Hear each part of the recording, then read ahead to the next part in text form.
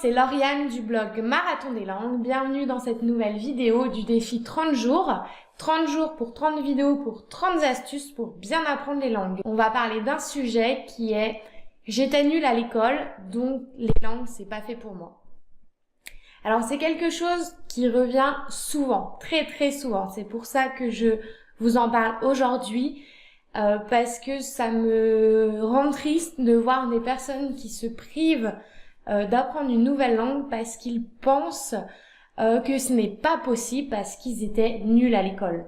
Du moins, c'est ce qu'ils pensent ou c'est ce qu'on leur a fait penser. Alors, avant d'entrer dans ce sujet, je vous rappelle que vous pouvez justement télécharger le kit gratuit qui se trouve juste en dessous de la vidéo qui vous aidera à bien démarrer avec les langues étrangères.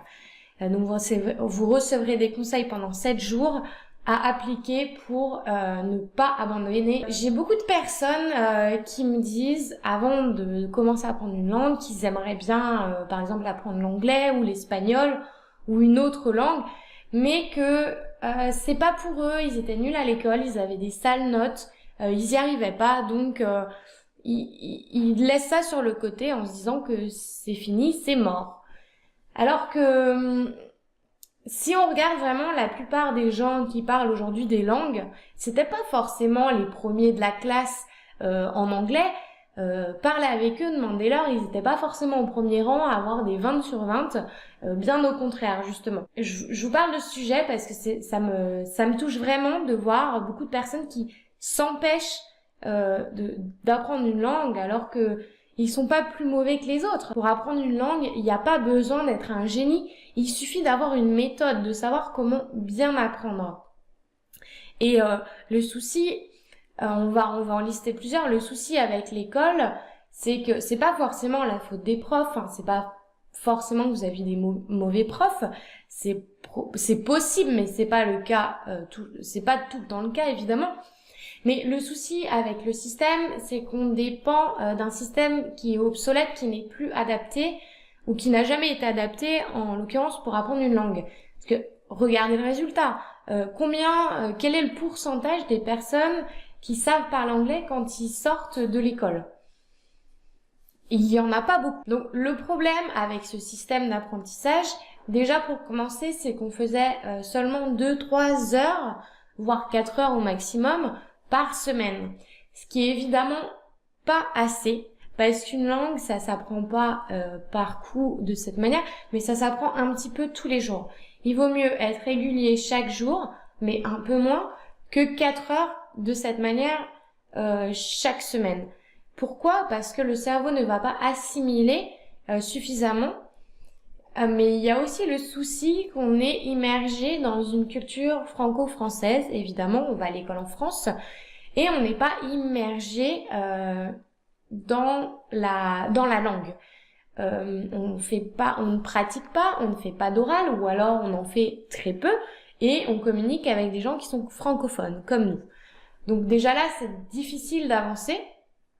Après, vous avez peut-être regardé des films, écouté de la musique, certes, ce qui est très bien, mais ça va pas vous aider suffisamment pour avancer.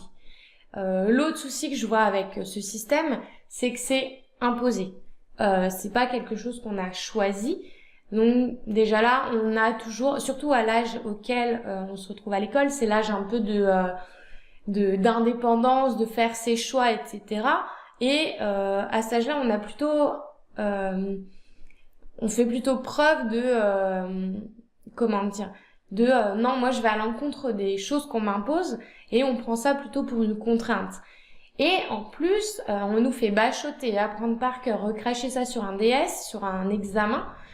On va bosser, pour ceux qui bossent, on va réviser pour cet examen. Très bien, on va l'apprendre la veille, paf, l'examen est passé, on a oublié. Donc mémoire à court terme, on aura appris pour qu'au final, rien ne reste. Donc c'est quand même dommage de passer autant de temps d'apprendre, mais pour qu'au final, il n'y a pas grand-chose qui nous reste. Donc moi, ce que je voulais vous dire vraiment, c'est que c'est pas parce que vous aviez des mauvaises notes à l'école que vous êtes nul en langue. Moi, j'ai connu cette situation aussi. En anglais, j'avais des 6 sur 20, en allemand pareil, en espagnol j'avais du mal. J'ai connu ce problème-là, j'ai eu de très mauvaises notes. Je pensais que jamais je ne serais capable d'apprendre les langues, mais aujourd'hui, j'en suis capable. Et j'en suis capable pourquoi? Parce que je sais appliquer une méthode, je sais apprendre. Alors, ce qu'il faut faire quand vous êtes adulte aujourd'hui, que vous voulez apprendre une langue, vous oubliez ce qui s'est passé à l'école. Vous repartez de zéro et vous dites que vous êtes capable. Ce n'est pas une question d'intelligence, c'est une question de méthode, de comment faire. Donc ça, je vous le dis au fur et à mesure des vidéos. Comment faire justement pour avoir une méthode, comment s'organiser. Donc je vous conseille évidemment de suivre ces vidéos, mais aussi de vous renseigner sur internet. Il y a pas mal de blogs dans lesquels il y a beaucoup de conseils pour bien apprendre une langue justement. Donc voilà, c'est ce que je voulais partager avec vous. Ne soyez pas découragés, ce n'est pas parce que vous aviez des mauvaises notes que c'est mort. Au contraire, vous pouvez vous y mettre dès maintenant. Je vous fais confiance. J'espère que je vous ai reboosté et motivé pour vous y mettre. Et donc voilà, moi je vous dis à demain pour le prochain conseil.